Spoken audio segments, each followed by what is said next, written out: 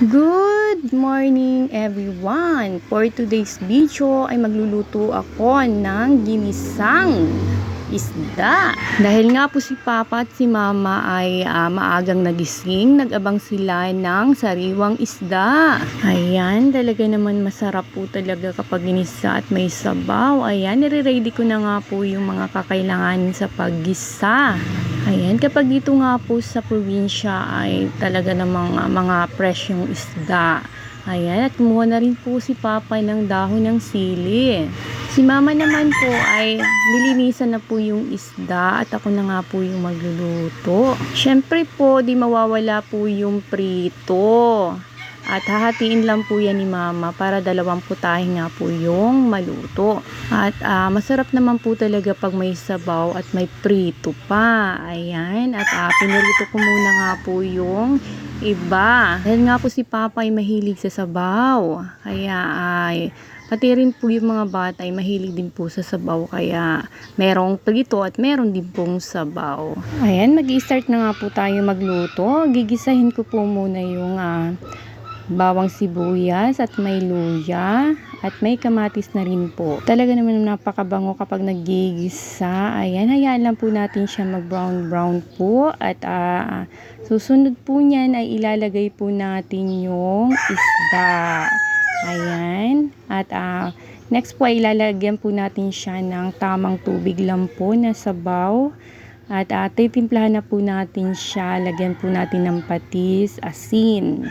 Ayan, yan lang po naman yung pantimpla niyan. Siyempre, hayaan po natin siyang kumulo po siya ng kumulo. At maya-maya ay ilalagay po natin yung talbos ng sili. At pakuloyin lang po natin, ganyan lang po kasimple yung pagluluto ng ginisang isda. Pero talaga namang napakasarap po niya. Ayan, nilagyan ko na nga siya ng bitchin.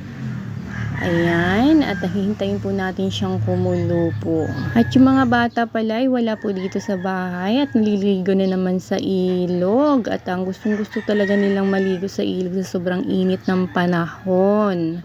Kaya pagdating noon, mga gutom na naman yun. Kaya yan. At ayan, tumulo na nga po siya. At nilagay ko na nga rin po yung talbos ng sili. Ayan, at tinikman ko na nga po kung okay na po yung lasa. Ayan, okay na. At ayan, at luto na nga po siya. Ayan, napakasarap po ng ginisang isda. Fresh na isda. So yummy. Ano po ba yung ulam ninyo ngayon? Masarap po yung ganitong recipe, lalo po yung isda ay fresh na fresh. Kaya magluto na rin po kayo ng ganitong ulam. Sabaw pa lang, ulam na. At malaman po talaga yung isda niya, oh.